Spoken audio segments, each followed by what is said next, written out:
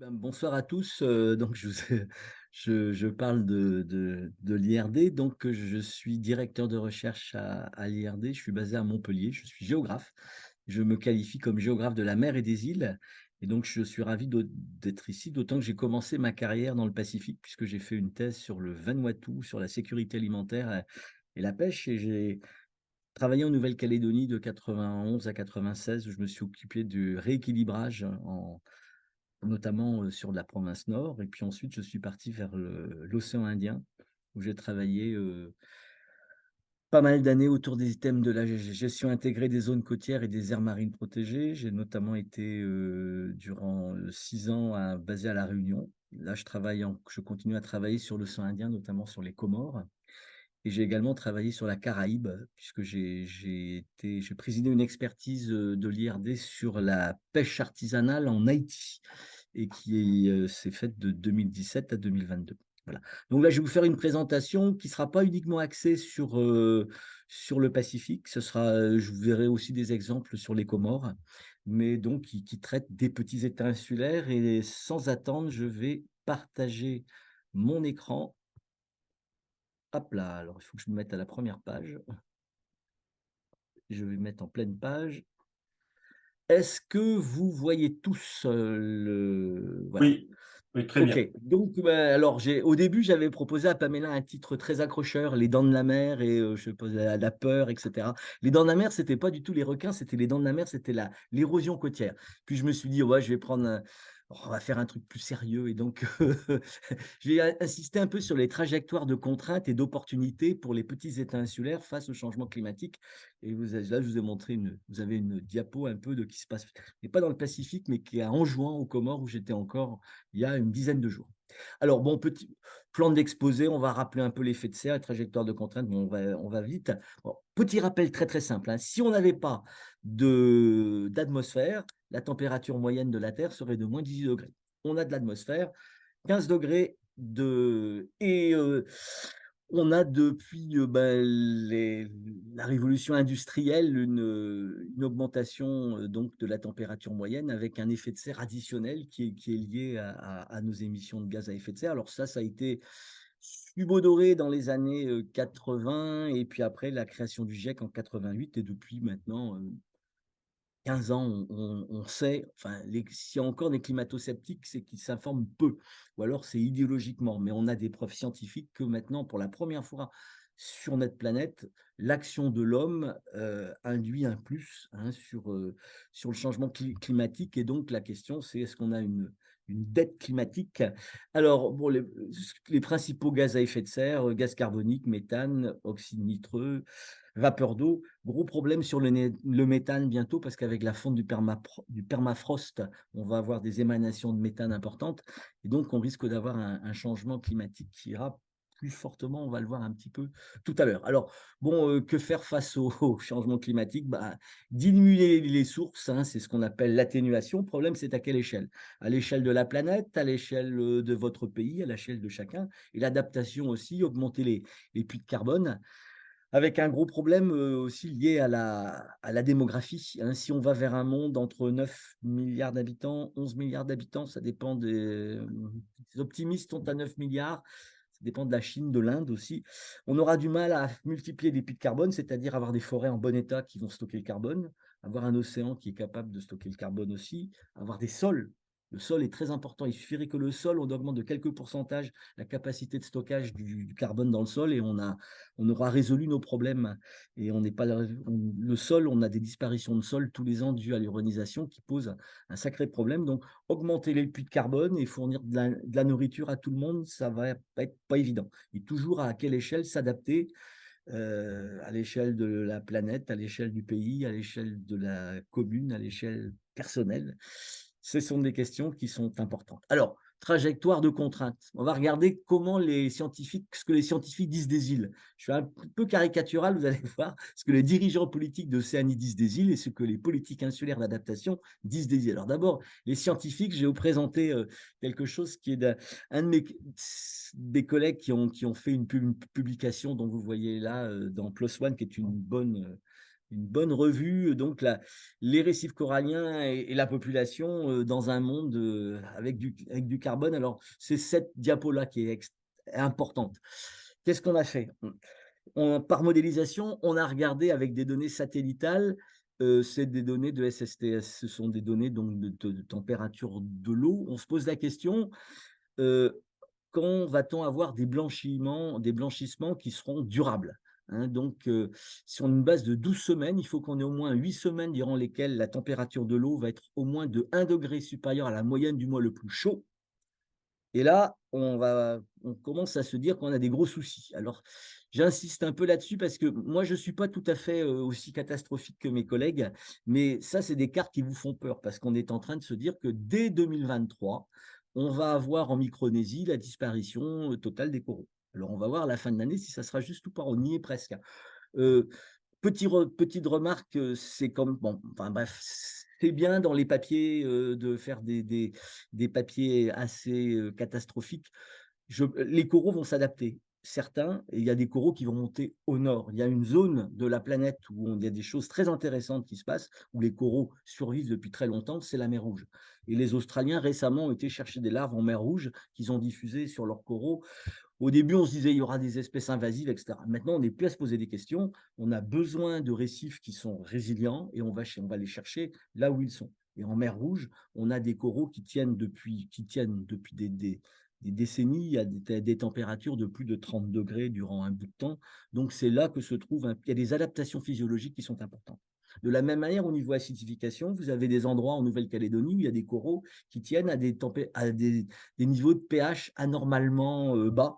Et donc, mes collègues de l'IRD sont en train de regarder un petit peu quelles sont les adaptations physiologiques de ces coraux pour voir si c'est peut-être reproductible.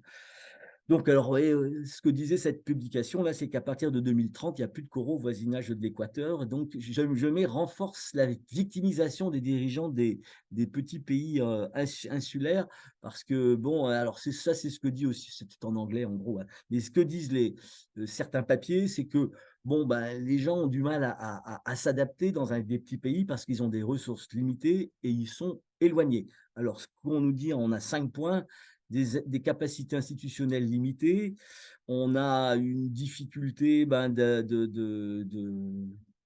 mettre en ordre tout ça, des problèmes de gouvernance. Les projets qu'on fait sont trop petits pour être, comment dire, éligibles à des grands fonds internationaux. On a des problèmes de dette élevés, on a des coûts élevés des projets. Enfin, bah, ça, c'est ce qui se dit. Alors, c'est extrait d'une thèse qui a été extrêmement intéressante, qui est une thèse qui a été faite à l'université de Brest, qui a été soutenue, dont j'étais rapporteur il n'y a pas très longtemps, qui est une thèse de Fanny Schall, qui était encadré par Lynwood Pendleton et qui s'intéresse quelles sont les politiques publiques d'adaptation des petits pays insulaires du Pacifique. Du Pacifique, c'est centré sur le Pacifique. Et c'est très intéressant, mais c'est un peu décourageant. Parce que quand on regarde comment les petits pays du Pacifique font, vous verrez un petit peu comment les gens voient les choses. Mais là, je voulais insister sur une chose. Les petits pays insulaires ont été extrêmement proactifs dans l'émergence de la thématique du changement climatique, notamment 2 ans après la création du GIEC, il y a eu la création de l'AOSIS, c'est l'Alliance des petits États insulaires, et notamment le Vanuatu a joué un rôle fondamental là-dedans. Et le président de l'AOSIS a été l'ambassadeur de Vanuatu, qui c'était Lee Van Rop, qui était un Américain vanuatais. Et donc, il faut quand même voir que les petits États insulaires, c'est 1/5 des 195 membres des Nations Unies. Et aux Nations Unies, normalement, un État a une voix. Donc les petits États insulaires ont une voix importante. Et donc là aussi, ça a été mis en place pour faire du lobbying pour que le protocole de Kyoto soit mis en œuvre. Alors le protocole, bon là c'est un peu du baratin, mais le protocole de Kyoto, c'est un élément fort. C'était en gros dire on a des problèmes, on va essayer donc la convention sur le changement climatique a été mise en place lors du sommet de la Terre de Rio en 92, hein, et en 94, on a commencé à lancer des éléments importants. Et le protocole de Kyoto, qui a été signé en 97 et mis en place en 2005, met l'accent sur la dette écologique en disant: «Ce sont les pollueurs historiques qui doivent payer». Et là, il y avait des mécanismes un petit peu où, quand on ne suivait pas ce qui était prévu, on devait, il y a des mécanismes qui étaient, si vous voulez, c'est pas uniquement le volontariat. Vous êtes obligé de faire des choses.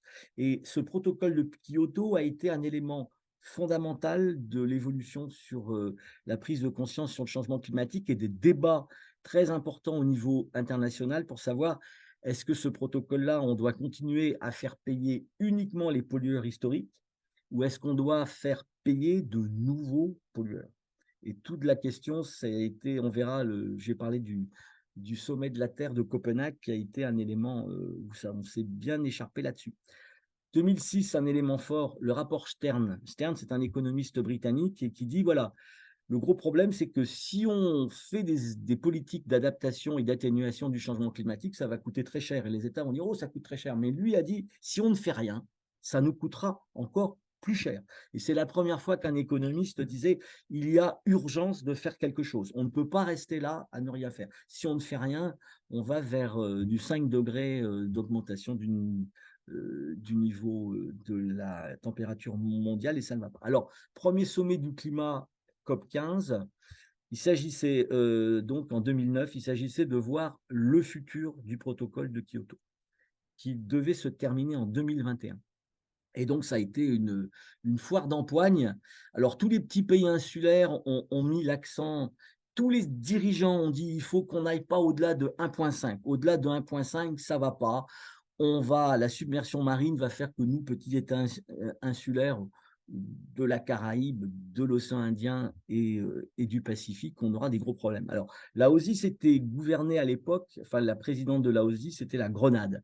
Et ce que l'on donc, l'ordre ancien issu du protocole de Kyoto, je vous ai mis la Laosie, ce qui était un élément fort. On avait l'Europe qui commençait à se structurer, les pays riches qui n'étaient pas très chauds, et puis on avait George W. Bush qui avait dit le niveau de vie des Américains n'est pas négociable. En gros, le changement climatique, il n'y a pas de souci, tout le monde en climatisé.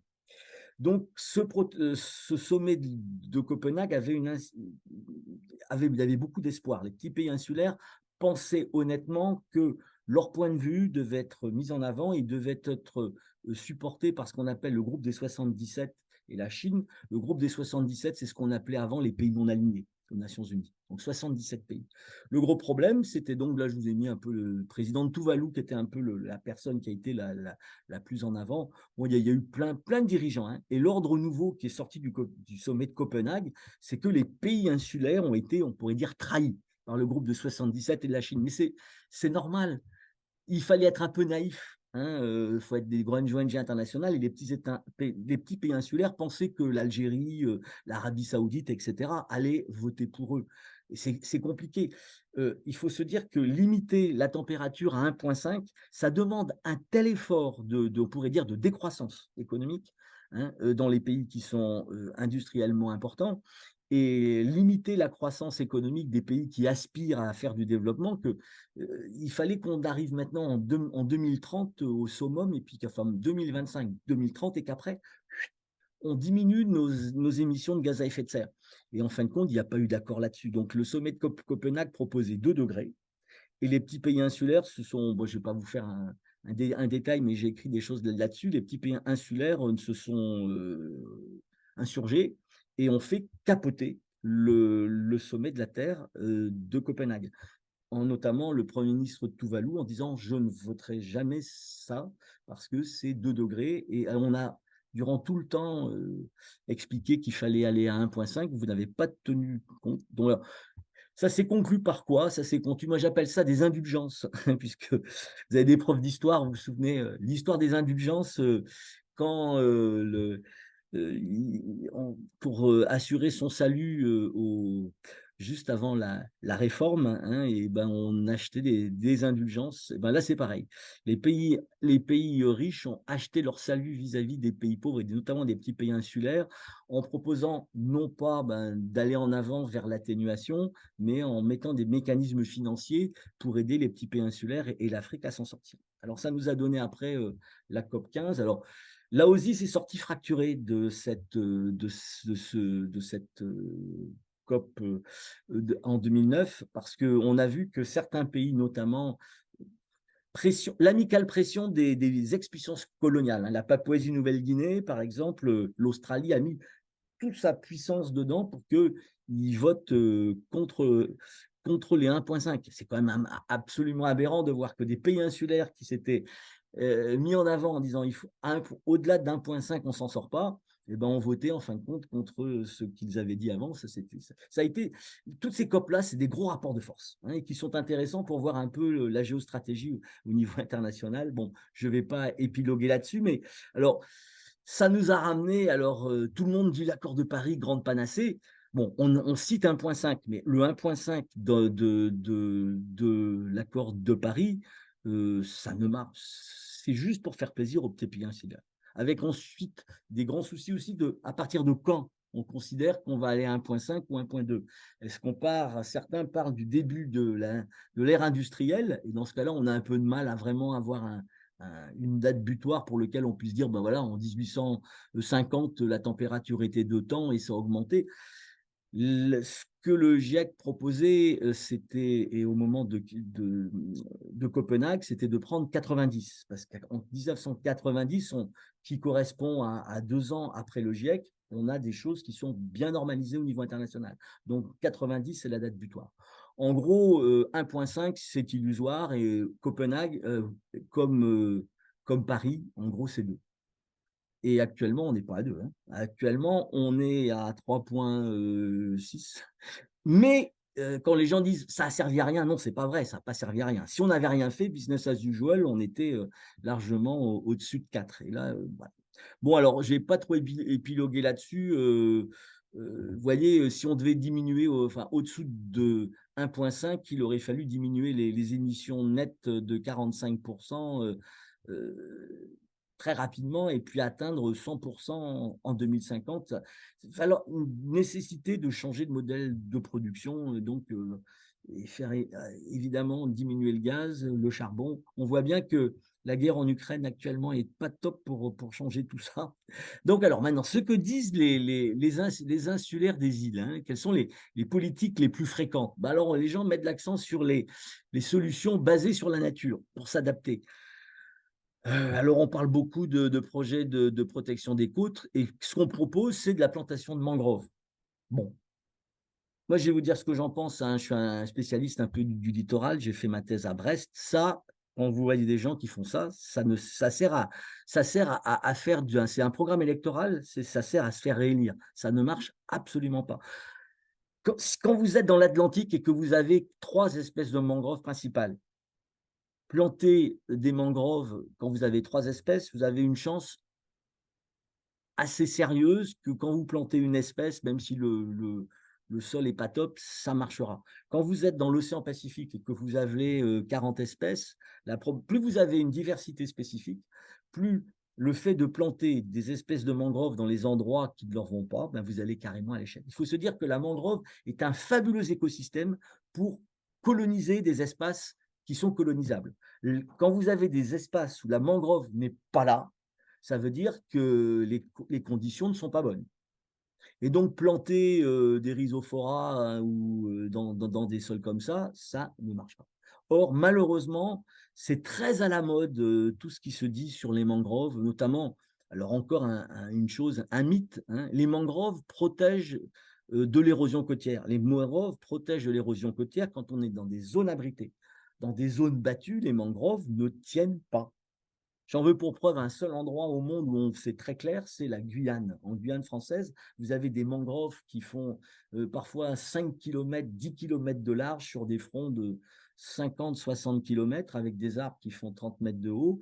Et ils sont là parce qu'il y a des bancs de vase au large qui se migrent. Et quand le banc de vase s'en va, la mangrove est détruite très rapidement, parce qu'elle n'est pas capable d'absorber l'énergie de la houle. L'énergie de la houle déchausse les mangroves. Donc les mangroves ne sont pas un bon moyen de se protéger d'érosion côtière, sauf dans des endroits extrêmement abrités. Or, c'est tout un discours des grandes ONG internationales qui font croire que, et donc ça, c'est, moi aussi j'ai participé à des plantations comme ça, hein, en Tanzanie, la ministre de l'Environnement nous avait invités, on était passé à la télé, tout ça, mais ça, c'est de la propagande électorale, ça ne marche pas. Alors, ce qu'on nous dit aussi, c'est qu'il faut faire des politiques publiques aussi pour l'aménagement des pêches. Et on nous propose de faire de la, comment dire, de l'approche écosystémique des pêches. Je vous ai mis l'approche écosystémique des pêches, c'est avec de la modélisation. C'est très compliqué, ça ne marche pas bien. Or, la CPS, il y a quelques années, avait proposé ce qu'ils appelaient le dataless management. Dans les petits pays du Pacifique, moi j'ai fait ma thèse dans le service des pêches à Port-Vila, donc c'est un sujet que je connais bien. Quand vous êtes dans des endroits où il n'y a pas beaucoup de données, il y a un moyen très simple de savoir si vous êtes en surexploitation ou pas, c'est de mesurer la taille de vos poissons. Quand vous avez chaque poisson à une taille qui correspond à son stade de maturité sexuelle, et donc quand vous voyez des tailles qui diminuent, vous savez que vous êtes en surexploitation. C'est beaucoup plus simple de faire des choses comme ça que proposer l'approche écosystémique des pêches qui sont véhiculées par les Nations Unies et que les petits pays insulaires. Un des soucis majeurs qu'a montré Fanny Chal, c'est que toutes les politiques qui sont des politiques d'adaptation au changement climatique des petits pays insulaires du Pacifique ne sont pas faits par les petits pays insulaires. Ils sont faits par quelques experts internationaux payés par des bailleurs de fonds et c'est les mêmes qui sont tout le temps à la manœuvre. C'est pour ça que vous retrouvez les mêmes choses.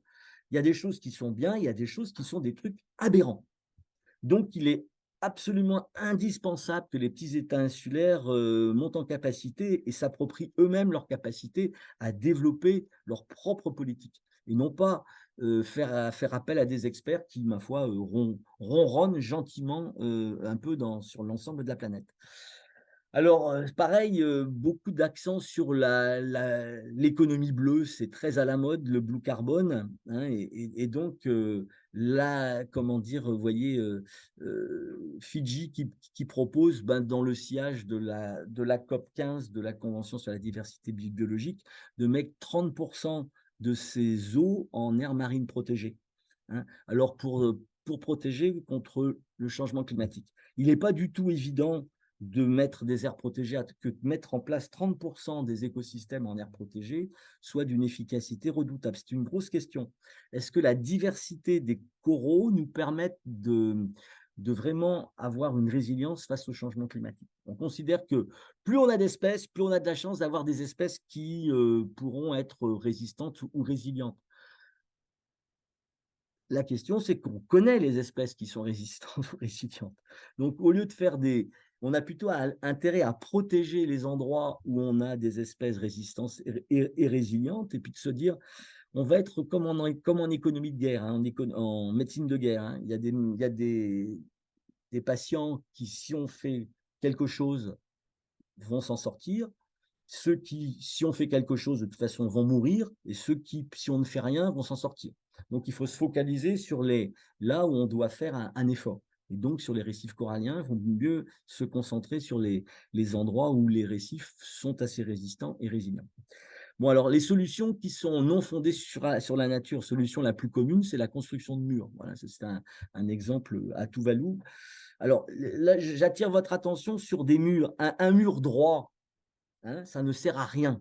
Un mur droit, c'est un mur qui va être rafouillé et qui va disparaître. Ça, c'est des murs qui sont pas si mal que. Un mur, pour qu'il fonctionne, doit être un mur en pente. Le meilleur moyen pour protéger une plage de l'érosion côtière, c'est d'avoir une plage en bon état. C'est-à-dire avoir une pente qui permette au jet de rive, hein, de ne pas être comment dire, érosif, parce que la gravité terrestre fait que quand il arrive en haut de plage, il retombe.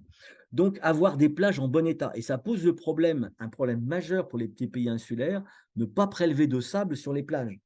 Quand on fait du béton, dans la plupart des pays, ceux qui connaissent le Vanuatu, allez donc à la plage de Mélé. En haut de la plage de Mélé, vous allez voir une plage en bon état, et à côté du village de Mélé, une plage qui est en très mauvais état parce que depuis 20 ans, on fait des prélèvements de sable. Donc, ça pose le problème de comment éviter les prélèvements de sable. Et moi qui reviens des Comores, on est en train il faudrait qu'on ait une politique de rechargement des plages avec du sable qui n'est pas du sable comorien. Il y a des gens qui ont du sable, Madagascar, je ne sais qui.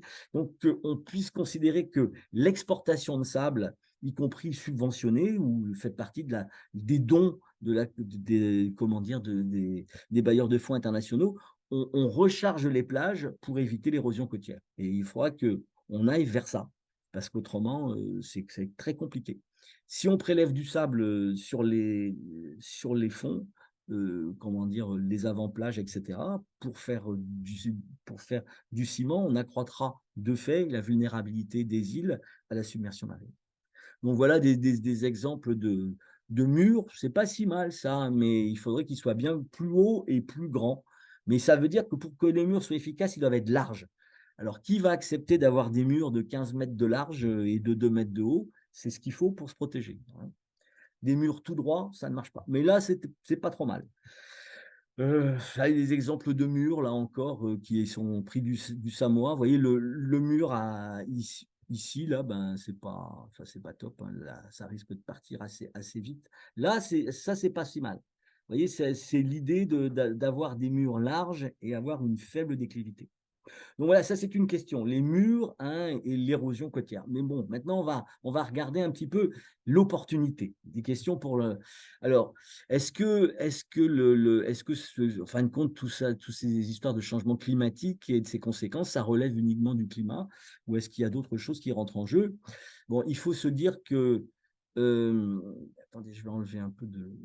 J'arrive pas à lire ce que j'ai marqué. Oui, l'aléa changement climatique est multiforme et donc il est important de regarder aussi les effets induits. On a aussi une vulnérabilité de la planète en termes de sécurité, de non-sécurité alimentaire, sécurité énergétique et sécurité en eau. C'est ce que au niveau des Nations Unies, on appelle ça le nexus eau, énergie, alimentation. Et donc, la sécurité en eau et la sécurité en énergie nous ramènent aussi à une problématique de sécurité alimentaire. Si vous n'avez pas d'eau, vous aurez des problèmes dans l'irrigation. Et si vous n'avez pas d'énergie, vous aurez du mal à diffuser votre approvisionnement alimentaire à l'ensemble de votre population.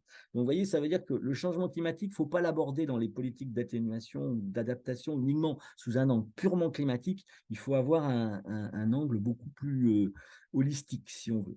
Je vais essayer de passer un map. Bon, ça, c'est un exemple sur les Comores où on voit l'aléa climatique classique cuivant, l'aléa hydroclimatique, la température, le pH, les vagues, etc. Mais on a, alors tout ça se transcrit au niveau de, de relations entre le milieu naturel et la population, mais il ne faut pas oublier une chose, le marché international de l'énergie et de l'alimentation joue considérablement, et donc tout ça, ça nous ramène à la situation politique, sanitaire, économique mondiale. Un des gros soucis des petits États insulaires, on le verra, c'est sa sécurité alimentaire et assurer son approvisionnement en céréales, notamment en riz, puisque la plupart des insulaires maintenant mangent du riz. Comment assurer une sécurité alimentaire tout en restant indépendant politiquement?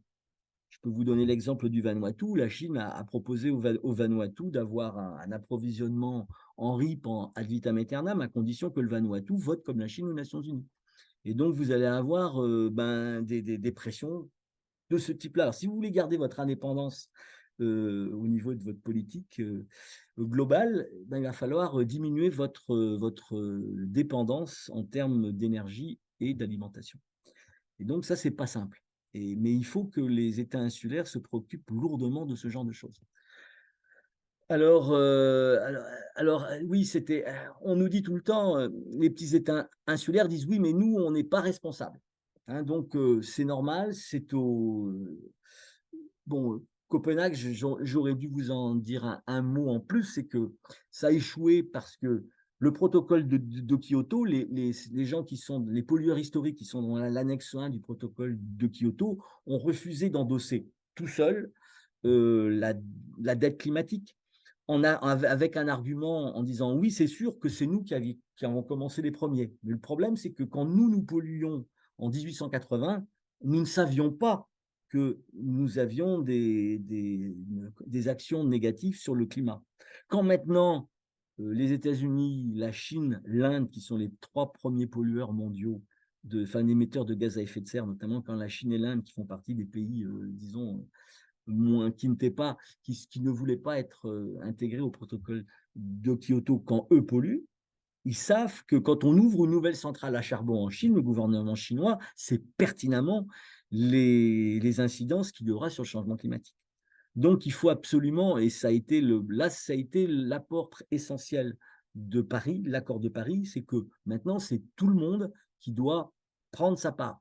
Le problème de l'accord de Paris, c'est qu'on n'a pas vraiment de mécanisme comment dire, obligatoire. Alors, on doit revoir tous les ans les politiques et en gros, ben, on espère qu'il y a une certaine incitation internationale. Le bon élève incitera les autres à être de bons élèves.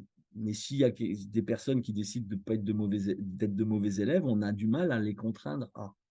On verra à terme comment tout ça évoluera, mais bon, alors, les Européens font office de bons élèves, hein, et on essaie de faire d'être vertueux. Il y a des pays qui sont pas vertueux du tout et donc et qui sont importants. Et donc, bah, l'avenir un peu de la planète, au niveau climatique, qui dépend pas vraiment de l'Europe, il va dépendre, la Chine a fait son changement, mais c'est l'Inde qui pose problème. Et donc, bah, les Indiens, c'est la première puissance démographique du monde, hein, bientôt, et donc, ben, il faut qu'eux, ils bougent aussi. Et pour l'instant, ils ne bougent pas beaucoup. Bon, alors, oui, il faut dire aux petits pays insulaires qu'ils ont une responsabilité climatique aussi par les importations. Quand on regarde l'Europe, il y a plein de pays en Europe, la France, par exemple, on s'en sort bien dans les émissions propres. Mais par contre, on est émetteur de gaz à effet de serre de manière importante par nos importations. Et donc, les importations, les petits pays insulaires n'émettent pas de gaz à effet de serre, mais par leurs importations, ils ont une action. Et ça, il faut qu'ils le reconnaissent. Pour l'instant, ils ne le reconnaissent pas du tout. Or, ben, et donc, qui est un moyen de faire diminuer la part des petits pays insulaires dans les émissions de gaz à effet de serre, c'est de travailler sur les importations. Et c'est là où il y a des opportunités, hein, notamment les importations. Quand on est un petit pays insulaire, la politique de substitution aux importations, on n'en a pas 25 000 qui sont possibles. Quand on a des petits marchés, on ne va pas monter une usine de machines à laver. Par contre, on peut travailler sur diminuer les importations alimentaires et les importations énergétiques. Et c'est ça la voie qui peut être intéressante. Donc, hop là. Ah ouais, alors l'accueil des touristes internationaux, je vais attirer votre attention sur. Là, on va aller à Djerba, parce que tous les petits pays insulaires du Pacifique disent la solution, c'est le tourisme. Ah, le tourisme international de ce type-là. Moi, je veux bien, mais quand on regarde, quand on dépense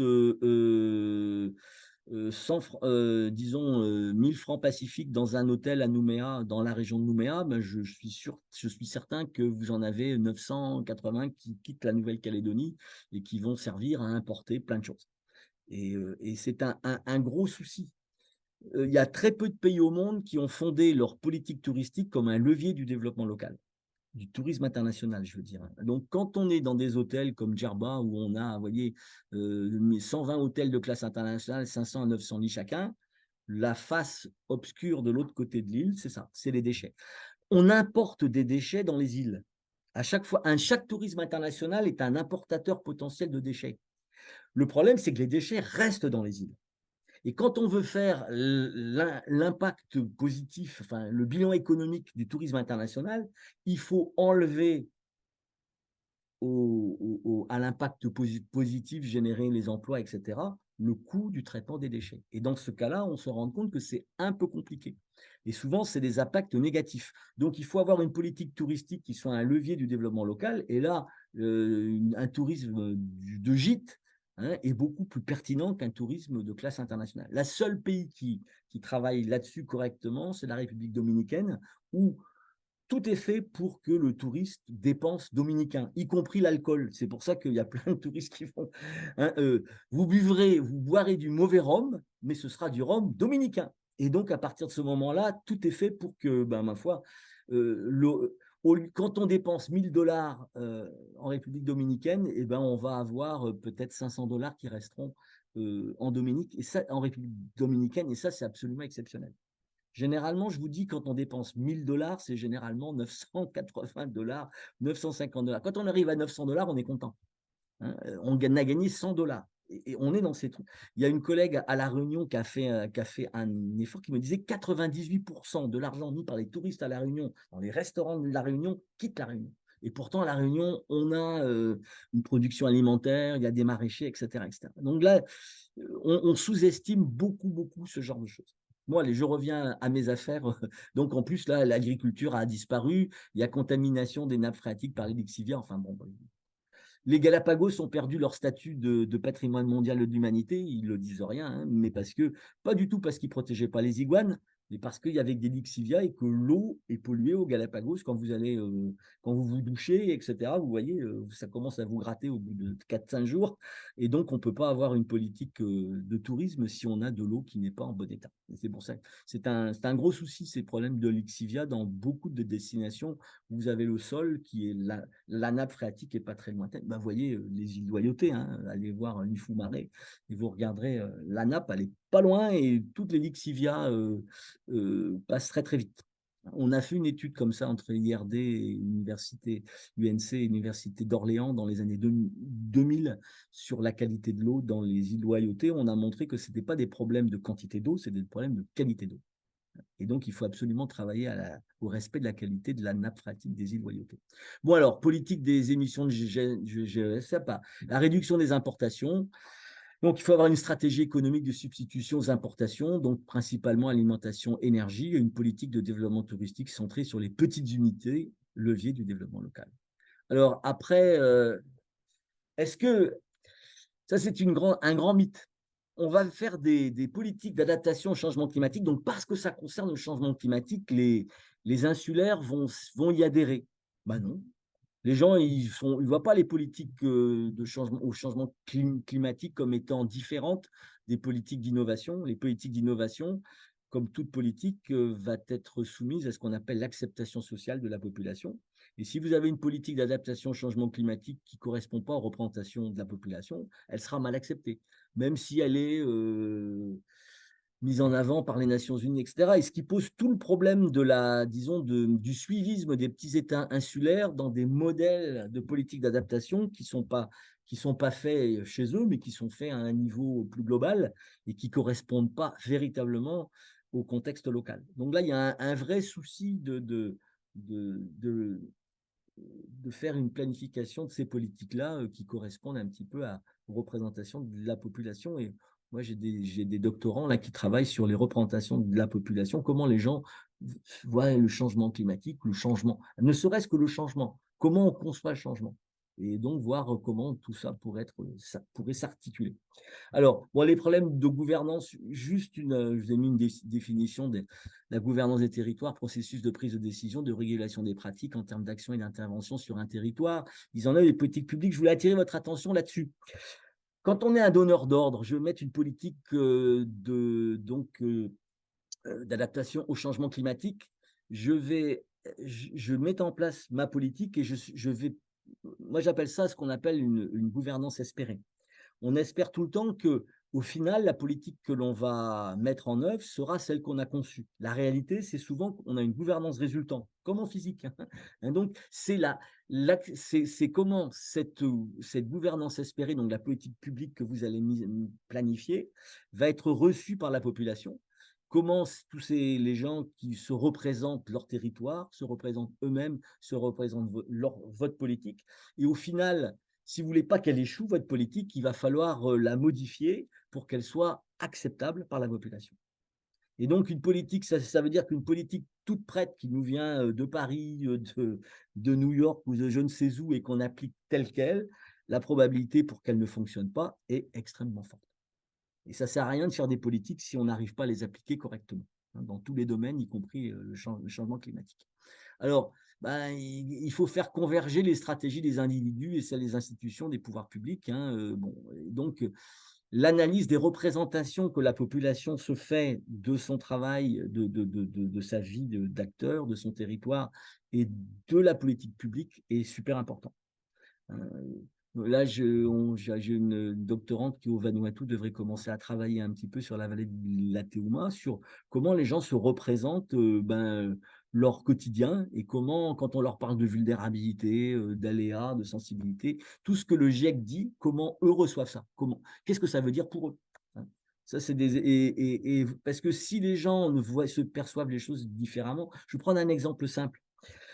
Au Kenya, il y avait des collègues qui travaillaient sur les mangroves et ils ont dit, bon, on va empêcher les gens d'abattre les mangroves, ce qui est parfaitement louable. Réaction de la population qui ne comprenait pas, jusqu'à ce que les gens discutent Et les acteurs leur disent: «Mais vous savez, pourquoi on coupe du bois de mangrove?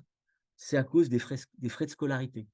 On est obligé, pour payer les frais de scolarité, de couper la mangrove. Donc vous nous dites ne plus couper la mangrove, ça veut dire que vous nous empêchez d'amener nos enfants à l'école.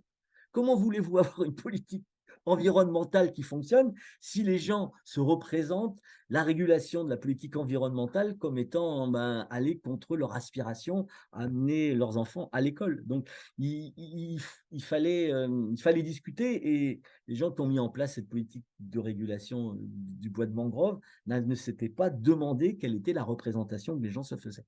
Et souvent, on est très éloigné. Qui eût pensé que le bois de mangrove servait pour les frais de scolarité? Je peux vous dire que ça, c'est quelque chose d'assez commun maintenant. Hein. On commence à travailler dessus et on se dit, c'est très fréquent ça. Les gens font des coups d'opportunité, si vous voulez, ils ont besoin d'avoir de l'argent rapidement et donc, on pourrait dire en Calédonie, un coup de pêche ou un coup de chasse. Voilà. Alors, donc, ben, on a des grands enjeux. Donc, les trajectoires d'opportunités, c'est maintenir, accroître la viabilité des îles, ne pas accroître, voire réduire la vulnérabilité des activités support de la viabilité. C'est notamment ben, le sable hein, sur lequel je vais un petit peu fort là-dessus. Et l'impératif de la régulation, bah, il faut essayer de voir ça aux échelles alors, du pays, des îles et des villages. Alors, j'attire votre attention aux définitions de la viabilité, ça c'est pas grave, c'était une vieille définition de Doumange. Mais les facteurs déterminant la croissance économique pour situation des îles, conjoncture. Alors, un gros problème sur la population, je vous ai mis deux. Quand j'étais jeune, à l'école, il y avait Alfred Sauvy qui disait il n'y a de richesse que d'hommes. Sauvy était un démographe. Hein, donc, en gros, la richesse des pays, c'est les hommes. Et je me souviens, moi qui suis arrivé au Vanuatu en 83, c'était vraiment le discours du Premier ministre de l'époque, Walter Lini. Mais il y a un autre économiste, qui s'appelle François Pérou, qui a expliqué ce que les coûts de l'homme. Les coûts de l'homme, c'est quoi? Quand votre population double, il faut absolument doubler, dans ce cas-là, les infrastructures scolaires, les infrastructures sanitaires et le transport. Et ça, c'est extrêmement compliqué. Bon, le problème d'innovation, mais je vais assez rapidement. Mais là, je voulais attirer votre attention sur une chose. Quand on veut faire des politiques publiques d'adaptation au changement climatique, c'est de faire de la régulation sous contrainte. Alors, on a des contraintes locales, on a des contraintes nationales et des contraintes globales. Les contraintes locales, l'acceptation sociale des politiques publiques, on l'a vu, et les problèmes d'offres et de demande de nourriture, d'énergie et d'eau. Quand on prend l'exemple du Vanuatu avec le Covid, le Vanuatu s'est fermé, c'était Covid-free. Mais c'est en même temps pas le Vanuatu, c'était chaque île du Vanuatu qui s'est fermée. Donc on a eu une difficulté mais ça a assez bien fonctionné. Les îles ont fonctionné en circuit fermé pendant 2 ans. On n'a pas eu de coup de famine importante. Au niveau national, le changement climatique est trop important pour qu'il soit soumis au calendrier électoral et aux jeux politiques. Je voudrais insister là-dessus, mais c'est lourd. Les, les Pays-Bas sont soumis à la submersion marine depuis de nombreux siècles. Et je ne sais plus, en 1780 ou quelque chose comme ça, les Pays-Bas se sont dotés d'une institution qui existe toujours, une institution qui est chargée de protéger les Pays-Bas, donc de protéger ces plages, ces dunes, de recharger les plages, etc., faire en sorte qu'il n'y ait pas d'inondation aux Pays-Bas. Et ils ont décidé que c'était tellement important que cette institution était intemporelle et était au-dessus de tous les changements électoraux, etc. Il faut absolument qu'on arrive à se dire que le changement climatique est tellement important, la lutte contre le changement climatique est tellement important qu'elle devrait être sortie du jeu électoral. Or, au niveau national, c'est dramatique de voir les discussions que le changement climatique rentre dans le jeu politique. C'est irresponsable de la part des hommes politiques de faire ça. Donc, alors, je ne sais pas comment il faut faire, mais il faudra absolument que dans tous les pays, on se dote d'une institution qui nous permette d'aller au-delà de ce jeu électoral, parce que l'expérience que j'ai, moi, c'est que vous mettez, comment dire, des politiques publiques, vous changez les élections viennent et puis vous allez mettre en place des politiques publiques forcément opposées à celles de votre prédécesseur. Et malheureusement, chaque homme politique va considérer que son prédécesseur a mal fait, donc on va passer une partie de son nouveau mandat électoral à déconstruire ce que son prédécesseur avait fait. Donc quand vous avez des mandats de 5 ans, bah, vous perdez un peu de temps. Et puis, enfin, moi qui ai vécu à La Réunion 6 ans, j'ai vu des choses absolument dramatiques en gaspillage de l'argent public, quoi, hein, du fait du jeu électoral. Alors ça, j'insiste un peu là-dessus, mais je trouve que c'est vraiment hyper important. Bon, alors, en résumé, alors maintenant, je voudrais insister, comme vous êtes des enseignants, des choses très simples, qu'on vous pouvez réfléchir avec vos élèves, hein.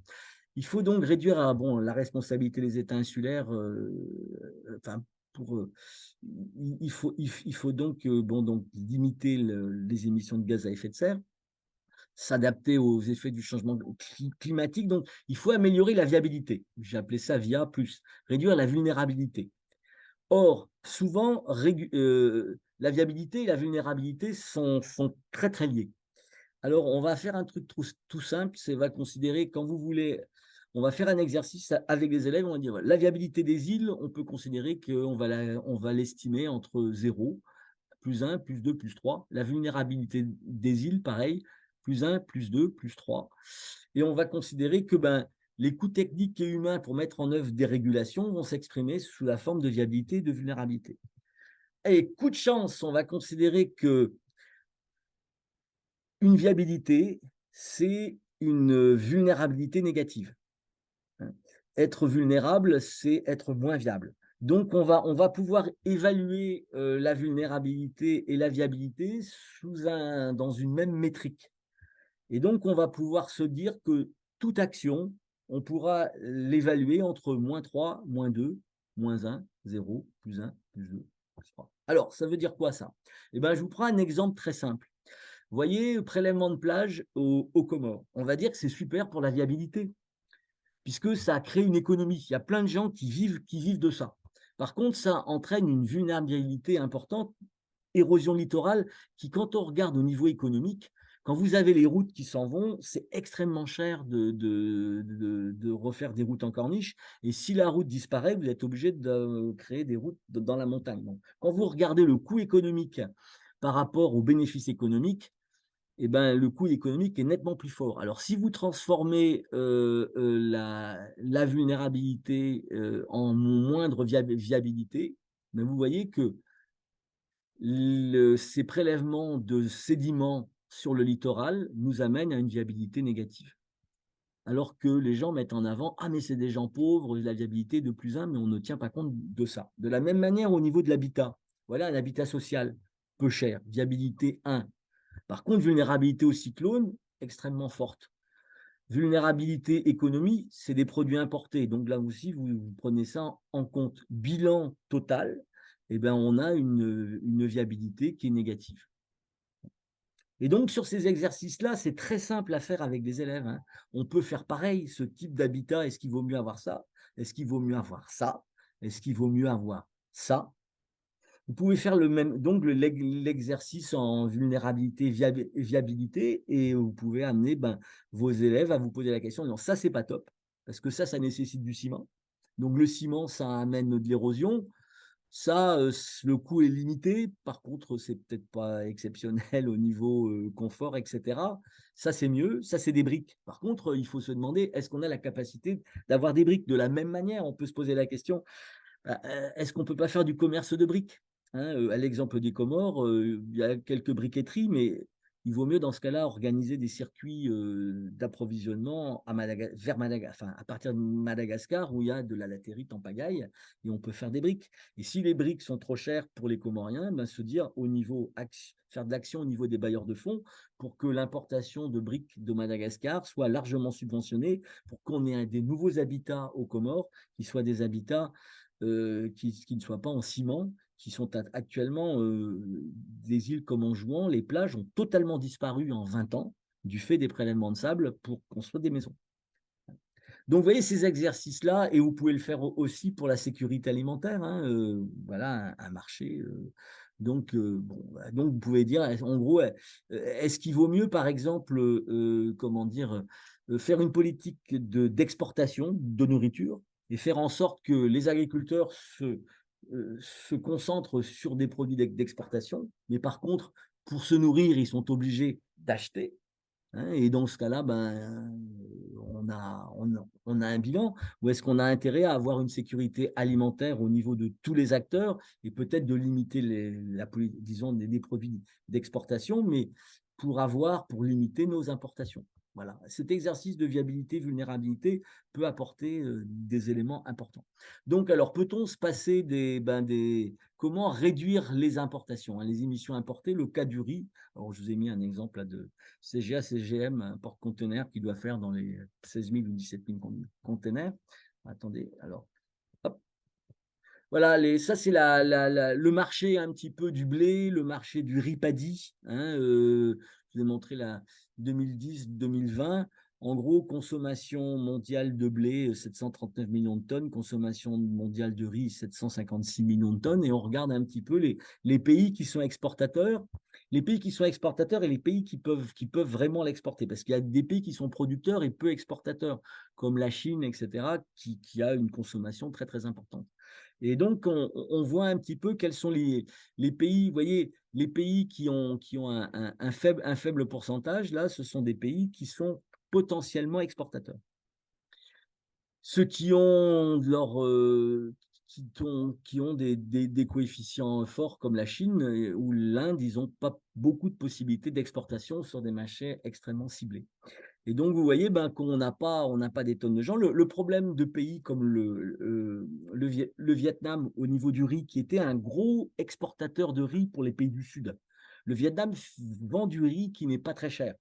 La Thaïlande vend du riz basmati pour le marché européen. Les Américains, ils vendent de l'Oncle Ben's. C'est des pays exportateurs, hein, mais du riz trituré.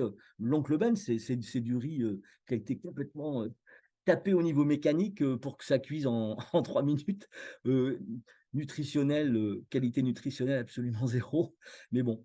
Donc le Vietnam, le problème, c'est qu'ils sont au taquet. Il y a quelques-uns de ces pays-là qui sont au taquet, ils n'arriveront plus à augmenter leur production. On est face à un énorme problème. En 2040, il n'est pas évident que la production mondiale de riz ait beaucoup augmenté. Et c'est là où on est face à un souci. Tout le monde augmente sa consommation de riz. Or, la production mondiale de riz n'a pas la capacité à suivre la demande. Donc, il va falloir, notamment dans les pays insulaires, à revenir à des formes de nutrition différentes et non seulement se retrouver vers les tubercules, hein, taro, igname, etc., qui ont perdu beaucoup de leur importance dans la ration alimentaire, y compris dans des pays comme le Vanuatu, hein, où maintenant le riz est devenu un élément important, y compris dans les zones rurales. Donc il va falloir apprendre à se dériifier. Aux Comores, vous avez un ministère du riz. Le ministre du riz, son boulot, c'est de trouver du riz sur le marché international à un prix qui soit acceptable, hein, et puis sans trop de compromission politique. Je vous ai dit, la Chine, elle pourra offrir son aide aux gens qui donneront allégeance politique. Donc, ça va être extrêmement difficile pour les pays insulaires. En gros, dans 30 ou 40 ans, pour avoir accès au commerce international, il faudra avoir une grande armée ou une grande diplomatie. Or, les pays du Pacifique ou les petits pays insulaires n'ont une grande armée, ils n'ont pas d'armée et ils n'ont pas de diplomatie. Alors, il faudrait qu'ils se mettent tous entre eux, qu'on ait une espèce de, non pas un OPEP des producteurs de riz, mais un OPEP des consommateurs insulaires pour pouvoir peser au niveau international. Et j'y crois pas beaucoup. L'exemple de la OSIS montre que les gens ont pu se structurer, mais c'est compliqué. Et chacun va arriver de manière en bilatérale, et ça va être très, très dur. Donc, l'avenir, quand je parle il faut absolument assurer la sécurité alimentaire, enfin de ne pas perdre de sécurité alimentaire au niveau des petits États insulaires, c'est vraiment fondamental. Donc un petit peu, quel approvisionnement en riz? Vous voyez, la demande mondiale s'accroît, l'offre mondiale stagne. On a une concurrence entre pays pour accès à l'offre. On va avoir en plus de la spéculation internationale parce que, vous voyez, ici en Nouvelle-Calédonie, la province Nord, par exemple, dans KNS, l'opérateur international s'appelle Glencore. Glencore Nickel, ils font du nickel, mais Glencore est un gros opérateur international et un des plus gros spéculateurs internationaux sur le marché des céréales. Ça, on ne le dit pas beaucoup, mais Glencore fait partie des gros prédateurs internationaux. Donc, c'est des spéculateurs et donc ils se font beaucoup d'argent là-dessus. Et donc, il faut quand même avoir les yeux. Et malheureusement, l'Europe a fait un truc absolument génial dans les années 80, c'était de faire le Stabex, partant du principe que pour qu'un pays se développe, il faut absolument que les agriculteurs puissent vendre à un bon prix.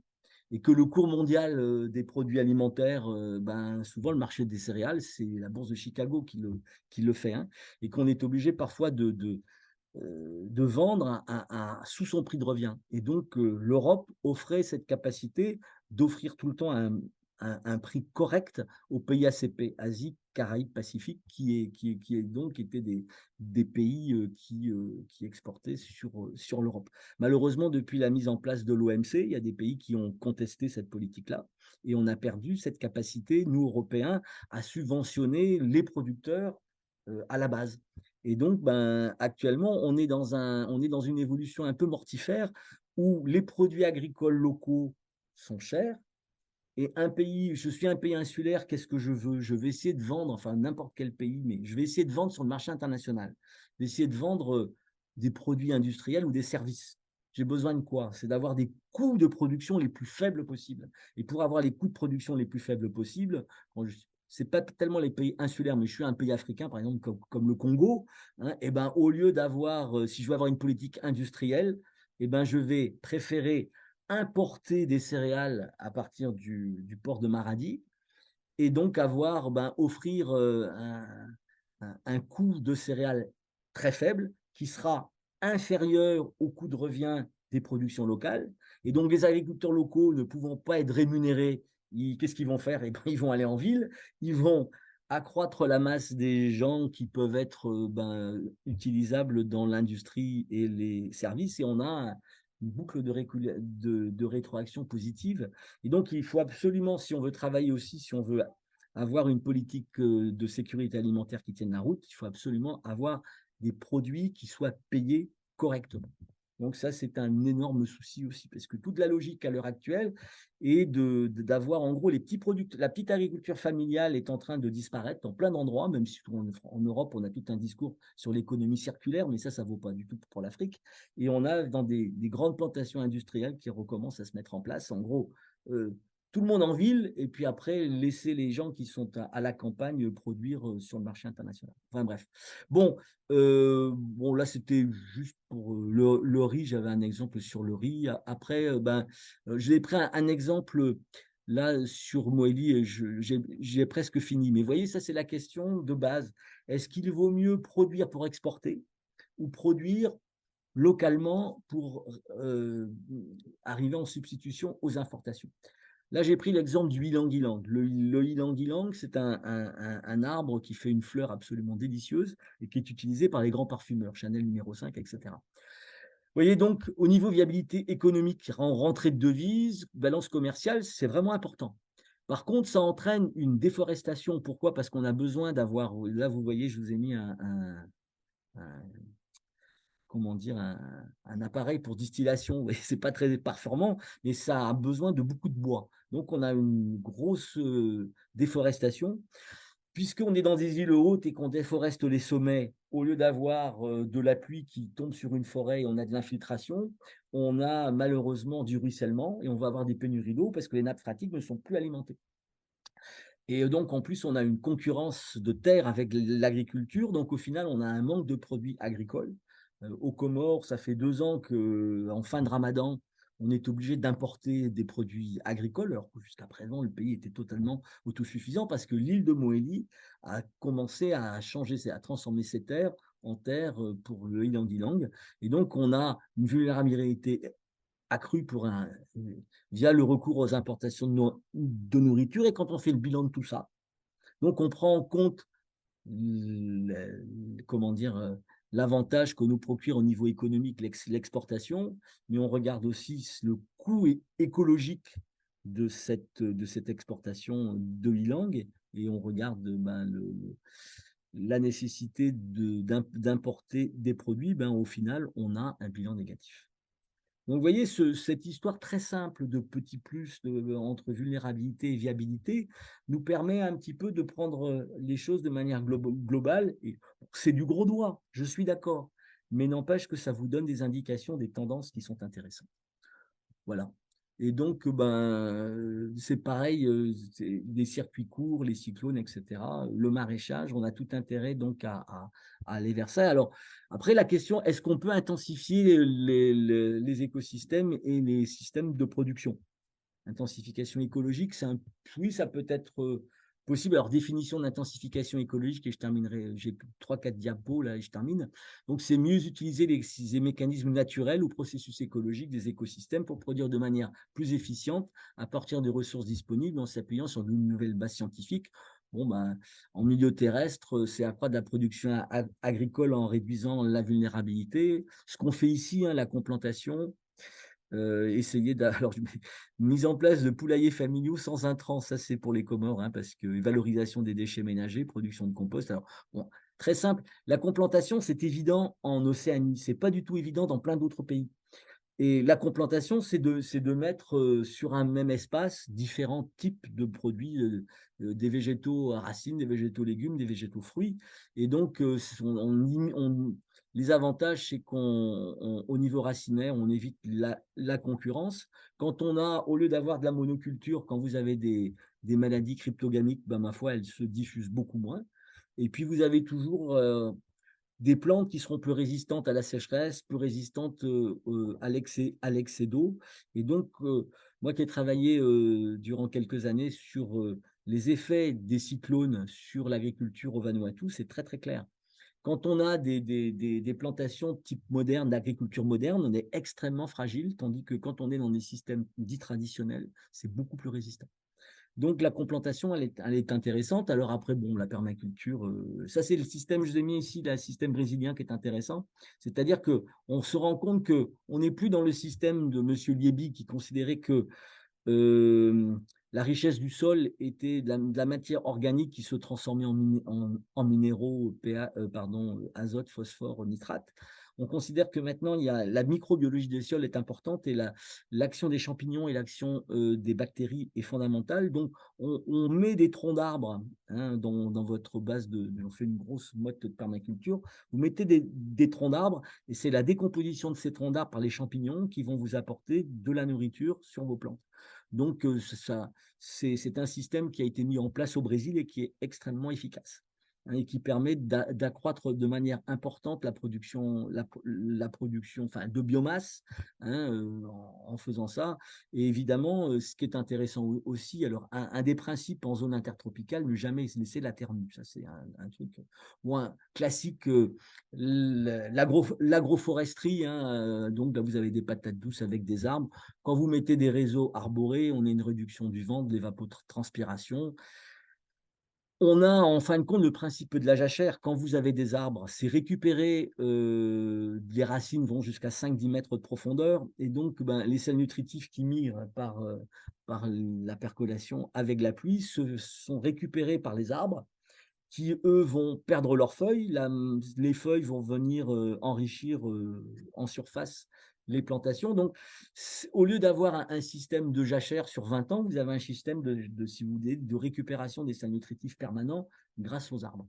Et donc, ça, c'est beaucoup plus efficace. Alors, c'est comment dire, c'est les découvertes les découvertes des travaux au niveau microbiologie des sols, etc., qui ont permis de voir tout ça. Alors, au niveau marin, l'intensification, elle passe par les récifs artificiels. Voilà, en gros, ce qui se passe au niveau perte de biodiversité. On a une évolution des écosystèmes coralliens vers des écosystèmes algaux. Un écosystème corallien, c'est un écosystème avec du volume. Un écosystème algal, bon. Alors, la bonne nouvelle, quand même, c'est qu'on a une plasticité trophique. Alors, ça veut dire quoi tout ça? Avant, on regardait la capacité des poissons à se nourrir en faisant des contenus stomacaux. On prenait une double binoculaire et puis on regardait ce qu'ils avaient dans l'estomac. Alors, c'était plus ou moins en voie de décomposition. En gros, on arrivait à trouver qu'il y avait à peu près, chaque poisson pouvait manger 22 proies. si vous voulez. Donc, à partir de là, on regardait où vivent ses proies et on se disait, ben voilà, l'écosystème pour notre poisson X, c'est ça. Maintenant, on s'est rendu compte en travaillant sur l'ADN, on trouve qu'on n'a plus on n'a pas 22 proies. On s'est rendu compte que les poissons avaient une plus grosse capacité de se nourrir et donc on arrive à une centaine de proies. Alors ça, c'est une bonne nouvelle parce que ça veut dire que les poissons ne sont pas aussi inféodés à un habitat que l'on ne pensait. Parce que si vous avez un habitat qui se dégrade, eh ben, vous avez forcément les poissons qui se nourrissent d'un habitat, s'il est très dégradé, ben, vous allez avoir une diminution de votre biomasse de poissons. Et si les poissons ont une capacité de reporter leur nourriture, si vous voulez, sur des habitats qui sont plus diversifiés, ben vous allez garder de la biomasse. Donc ça, c'est plutôt une bonne idée. Mais pour s'en sortir, ben, les récifs artificiels. Ça, c'est quelque chose de hyper intéressant. Vous allez créer de l'habitat dans des endroits où vous n'avez pas. Vous savez, en gros, pour qu'on ait un poisson, on a 1,2 million qui vont être pondus. Et donc, on a une déperdition astronomique dans l'écosystème de potentiel de vie. Souvent, quand, bah, ma foi, les flux larvaires passent, ils tombent sur des zones sédimentaires, ils n'arrivent pas à se fixer. Si vous offrez la capacité de se fixer, là en mettant des sortes de systèmes de briques, etc., aux larves, bah, vous allez accroître la biomasse de manière importante, y compris sur des zones sur des zones d'herbiers. On a fait des expériences comme ça, c'est les Américains qui ont fait ça en Haïti. Vous avez une zone d'herbier, vous mettez un récif artificiel assez haut, et donc vous allez dire, mais c'est complètement idiot, vous allez détruire une partie de la zone d'herbier. C'est vrai, vous détruisez ce qu'il y a au sol. Sauf que quand vous avez un récif artificiel qui est assez haut, vous allez capter toutes ces larves-là, vous allez avoir plein de poissons comme ici, et en gros, vous vous rendez compte que les urines et les fesses des poissons apportent donc des éléments nutritifs à votre biomasse d'herbier, et au final, vous aurez plus de biomasse d'herbier avec le récif artificiel que sans récif artificiel. Au total, vous avez donc accru la biomasse de votre herbier, et vous avez créé un habitat pour des poissons et des langoustes, etc. Ouais, tout ça, c'est des habitats où les juvéniles peuvent s'abriter, les adultes peuvent s'abriter, etc. Un récif artificiel, ça peut tenir d'une cinquantaine d'années. Les Japonais sont super trapus là-dessus. Ils ont réussi à maintenir la productivité de leurs eaux en restant dans leurs eaux territoriales, en n'allant pas ailleurs. C'est bon, les Japonais sont extrêmement forts en ingénierie écologique. Et donc, il faut aller vers ça. Et donc, c'est des choses. Et puis, je terminerai par un Terminator au niveau aquaculture. On est en train de travailler là-dessus à l'IRD. Céranothéron, Méthanothéron, c'est un tilapia. Mais ce n'est pas le tilapia du Nil qu'on voit habituellement. C'est un tilapia détritivore. Détritivore, ça veut dire que c'est un poisson qui se nourrit de détritus. C'est un peu la force des mangroves. Dans les mangroves, il y a un truc exceptionnel, c'est bon, la mangrove, une feuille de mangrove tombe dans l'eau. Qu'est-ce qui se passe? Elle est très riche en cellulose, elle est dure à décomposer. Et vous allez donc avoir un voile bactérien qui va se mettre autour de votre particule de mangrove. Et ce voile bactérien va être mangé par des poissons comme les mulets, qui avalent la cellulose de la mangrove, va la débarrasser de son voile bactérien et le rejeter à l'arrière.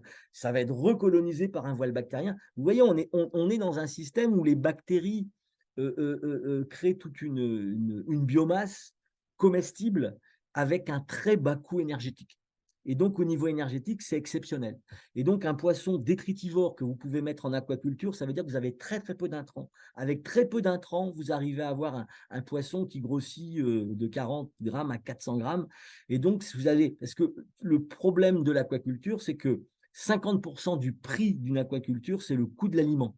Et si vous arrivez à avoir un aliment quasiment gratuit, et c'est un poisson qui est en plus totalement euryalin, c'est-à-dire qui vit entre 0 pour 1000 dans l'eau douce, jusqu'à 60 pour 1000. C'est un espèce de truc complètement. C'est un poisson qui se trouve au Sénégal et en Mauritanie et qui était un héritier des fleuves à l'époque où le Sahara était couvert de fleuves. Et donc, il y a encore des fleuves. Quand il y a eu un assèchement, il y a ces poissons qui sont trouvés bloqués dans les estuaires et qui ont appris à s'adapter depuis des millénaires à des conditions extrêmement difficiles. Et donc, ceux qui sont restés, c'est des espèces de poissons extrêmement adaptables. Et celui-là est un des plus beaux exemples. Et donc, si on veut faire une aquaculture peu chère, C'est un bel exemple. Voilà, j'ai terminé. J'ai parlé un petit peu de manière un petit peu décousue, c'est pas grave. Il y a plein d'idées, donc j'attends vos questions. Parce que justement, à partir du moment où on s'est payé des indulgences, les États riches ont payé des indulgences, c'est-à-dire ont essayé de compenser leur manque de solidarité vis-à-vis des petits États insulaires en leur fournissant de l'argent. On considère que si on leur fournit de l'argent pour faire une politique d'adaptation, on est quitte. Sauf que la politique d'adaptation, ben, comme il y a de l'argent, les gens ils vont chercher des experts, ils n'ont pas les experts chez eux et ils ne se dotent pas les capacités d'avoir une réflexion collective au niveau des petits États insulaires. C'est souvent, je vous dis, c'est les mêmes experts. Hein, c'est ce que, enfin, la thèse de Fanny Schall était très explicite là-dessus. Elle nous mettait tous dans le jury le moral dans les chaussettes, si je peux me permettre l'expression, parce que on s'est rendu compte qu'il y avait c'était pas très pertinent et c'était les mêmes salades, quoi. Il y a 5-6 experts qui tournent dans le monde entier et qui racontent les mêmes trucs. Et donc, ben, il faut absolument qu'il y ait une coordination et que les gens réfléchissent en contextualisant leur réalité. Hein, il faut absolument qu'on arrive à se départir de cette dépendance à l'expertise de gens qui sont pas, ma foi, ils vivent, quoi, hein, mais ils racontent souvent les mêmes choses qui sont pas très pertinentes. Donc ça, c'est un énorme souci. Ben, la CPS, il n'y a pas de la CPS qui intervient actuellement. Le changement climatique, on considère que c'est du domaine de l'environnement. Donc le domaine de l'environnement, c'est plutôt le PROE. Hein. Et donc, c'est le PROE qui. Mais le PROE, je vais être méchant, hein, ils ronronnent depuis qu'ils ont commencé. Enfin, non, ils ont été extrêmement actifs. Moi qui ai bien connu le PROE au départ, le PROE était d'abord à Nouméa. Hein, puis après, il y a eu un Samoan qui a décidé de partir au Samoa. Leur gros boulot, ça a été de mettre en place les ministères de l'environnement dans tous les pays du Pacifique. Donc, ça a été absolument remarquable. Et puis après, ben, ma foi, il a fallu qu'ils justifient leur présence, etc. Et c'est devenu une administration un peu il y a des choses qui se passent, mais ils ne sont pas aussi efficaces qu'ils devraient être, malheureusement. La CPS, je pense, est plus efficace d'une manière générale que le PROE. Mais c'est bien le problème du changement climatique, on ne sait pas trop où le mettre. Alors la météo, c'est les. Alors, par contre, si je vais faire un peu de pub sur ce qui se passe en Nouvelle-Calédonie, hein, l'IRD et Météo France, on est associés dans un programme qui s'appelle CLIPSA. Et ce programme-là est extrêmement intéressant. Bon, il y a un volet sciences sociales, mais là, je ne vais pas faire de la pub pour les sciences sociales, même si j'en suis. Je vais faire la pub pour mes collègues modélisateurs.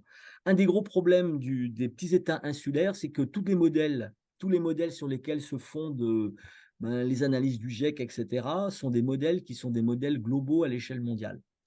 Des modèles globaux à l'échelle mondiale, c'est que vous avez un pixel, la, comment dire, la taille fondamentale de l'espace qui est prise en considération, c'est 100 km par 100 km. 100 km par 100 km, vous voyez, la Nouvelle-Calédonie, ça ne fait pas grand-chose. Des pays comme le Vanuatu disparaissent. La plupart des pays du Pacifique disparaissent. Le gros boulot de CLIPSA, c'est de faire une modélisation. On va descendre en échelle. On appelle ça en anglais le downscaling. Et donc, on va produire sur l'ensemble du Pacifique une modélisation à 20 km. Donc, c'est déjà mieux. Et sur la Calédonie, la Polynésie et le Vanuatu, on aura une modélisation à 2,5 km. Ça veut dire qu'on aura une tâche élémentaire de 2,5 km. Donc, on va pouvoir voir sur le Vanuatu comme en Nouvelle-Calédonie des effets de microclimat. Et alors, ce qui est intéressant, c'est que les modèles, on commence à les valider. L'intérêt des modèles, c'est qu'on a un historique. Quand on est en Calédonie, on sait ce qui s'est passé sur les 20-30 dernières années au niveau climatique, la météo, tout ça. Donc, vous allez faire tourner votre modèle et vous dites, ben voilà, on est en 1960, on fait tourner le modèle et on regarde ce que le modèle prédit et on regarde ce qui s'est passé, la réalité. Et c'est comme ça qu'on peut valider le modèle. Et ben la bonne nouvelle, c'est que ça marche. Ça marche. Donc, on va pouvoir faire tourner des modèles à 2,5 km sur la Calédonie, le Vanuatu et la Polynésie jusqu'à la fin du siècle. Alors, ça ne va pas vous dire que le 5 octobre 2035, il fera ce temps-là dans la vallée de la Pointe-Voûte. Mais on saura si on aura une année plus sèche, etc., là où on aura des effets de faune, etc. Ça va changer les choses parce qu'on va pouvoir mettre en conformité des politiques d'adaptation au changement climatique avec une réalité objective qui va nous être donnée par la modélisation.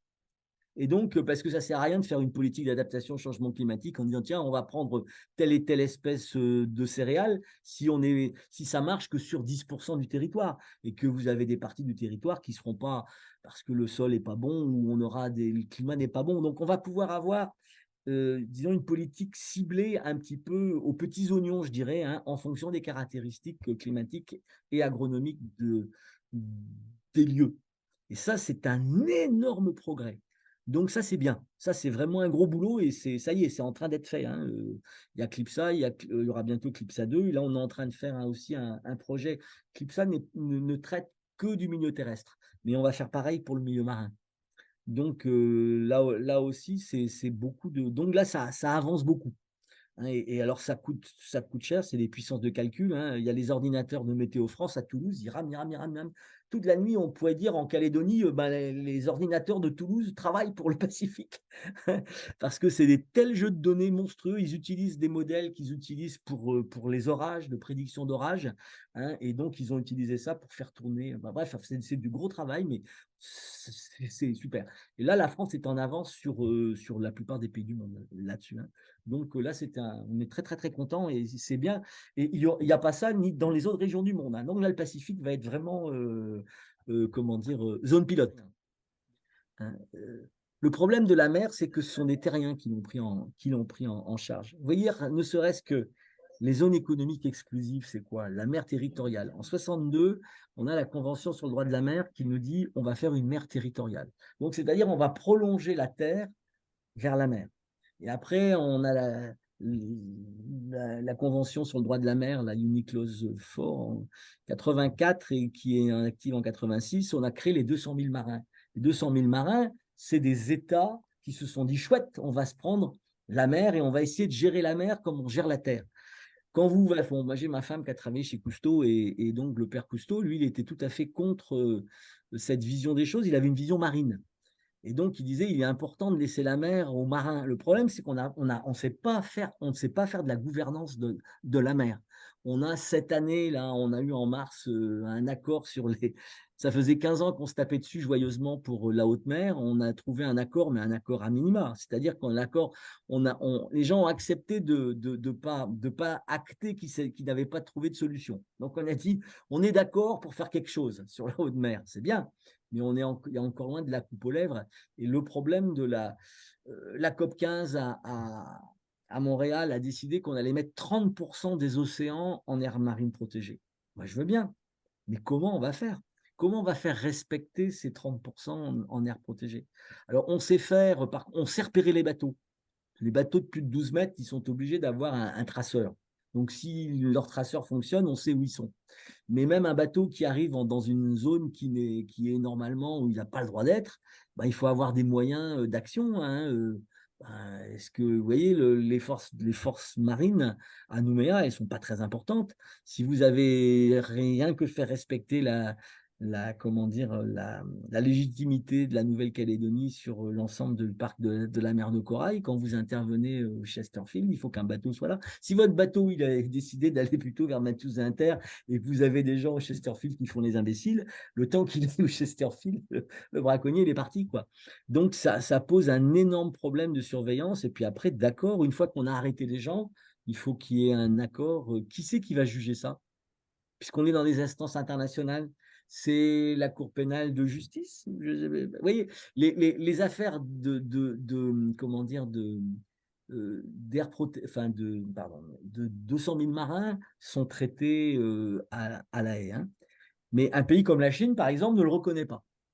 Donc la Chine s'est permis dans Chine méridionale, hein, de faire des îlots artificiels, de prendre des îlots qui appartenaient au Vietnam, aux Philippines, à Brunei, etc., de dire maintenant c'est la Chine.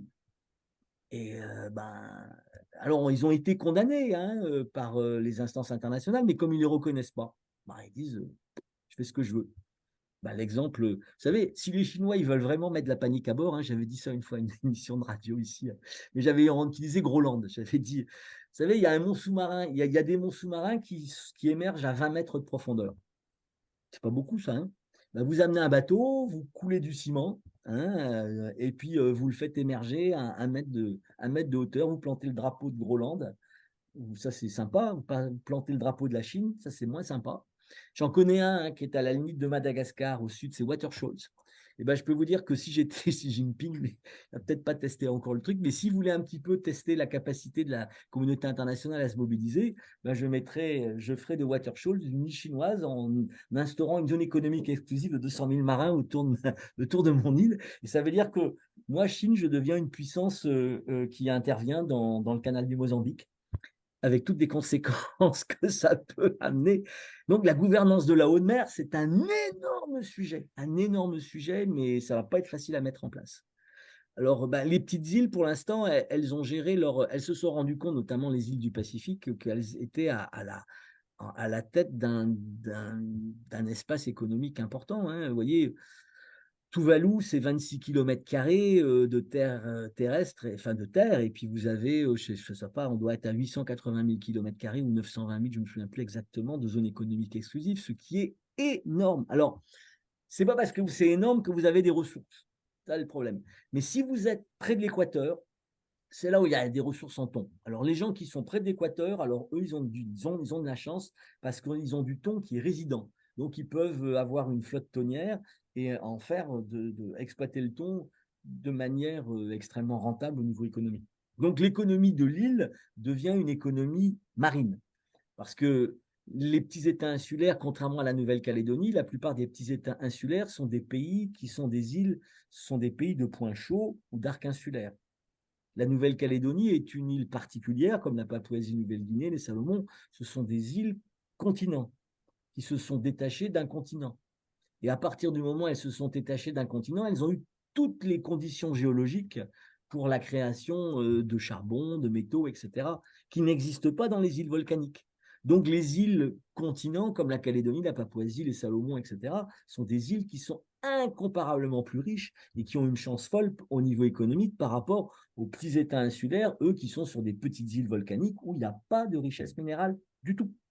Donc c'est là où la richesse marine peut être intéressante.